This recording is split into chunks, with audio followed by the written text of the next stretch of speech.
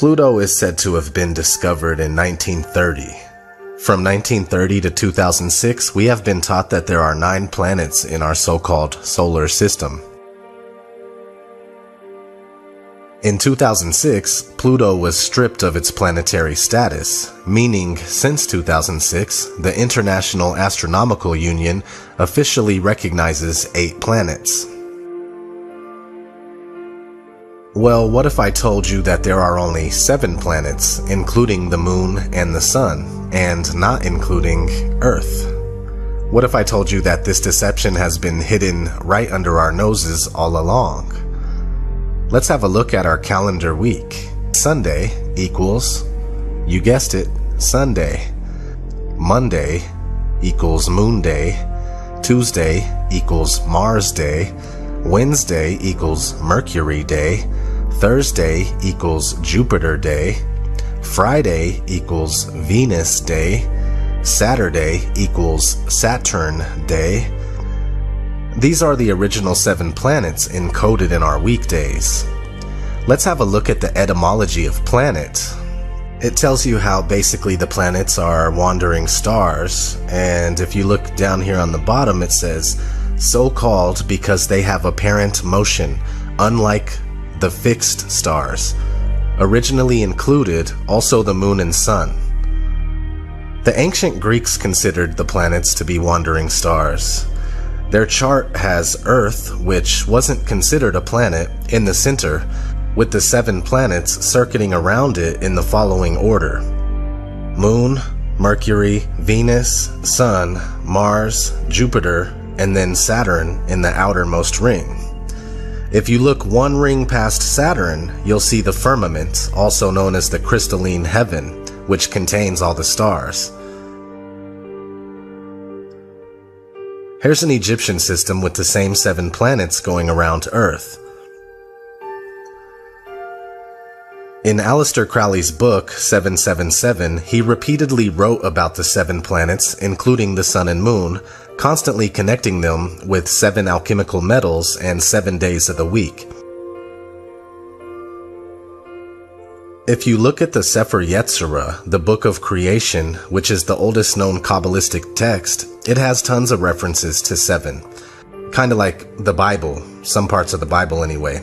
7 archangels, 7 seals, and if you look at chapter 4, verse 7, it says, 7 planets in the universe: Saturn, Jupiter, Mars, Sun, Venus, Mercury, Moon.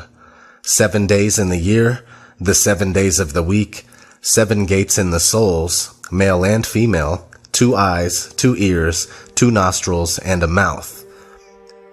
In chapter 4, verse 15, it says 7 universes, 7 lands, 7 seas, 7 rivers, 7 deserts, 7 days, 7 weeks, 7 years, 7 sabbaticals, 7 jubilees, and the holy palace. Therefore he made 7s, beloved under all the heavens. Chapter 4 in this book is mostly about the number 7. And in this particular version of the Sefer Yetzirah that I'll be linking in the description, on page 187, it goes on explaining the 7 firmaments, the 7 earths, meaning 7 continents, and so on. I found that interesting. 33rd degree Freemason Manly P. Hall wrote quite a bit about the 7 planets in his most famous book entitled The Secret Teachings of All Ages. I'll read you a couple things. The 7 wonders of the world, while apparently designed for diverse reasons, were actually monuments erected to perpetuate the arcana of the mysteries. They were symbolic structures placed in peculiar spots, and the real purpose of their erection can be sensed only by the initiated. Eliphas Levi has noted the marked correspondence between these 7 wonders and the 7 planets. The 7 wonders of the world were built by widows' sons in honor of the 7 planetary genii. Their secret symbolism is identical with that of the 7 seals of Revelation and the 7 churches of Asia. Pythagoras, according to some authorities, divided the universe into 9 parts, according to others, into 12 parts. The 12-fold system was as follows: The first division was called the Empyrean, or the sphere of the fixed stars, and was the dwelling place of the immortals. The second to 12th divisions were, in order, the spheres of Saturn, Jupiter, Mars, the Sun, Venus, Mercury, and the Moon, and fire, air, water, and earth.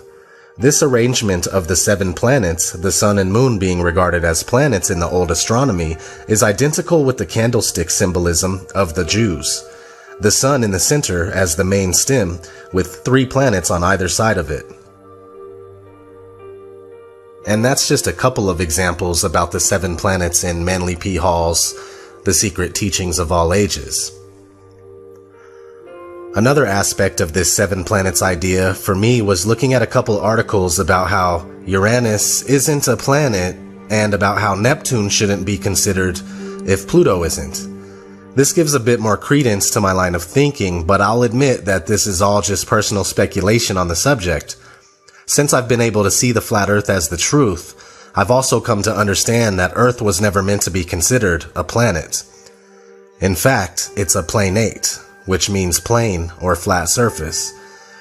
Earth wasn't considered a planet until the 16th or 17th century, so it's all fairly new.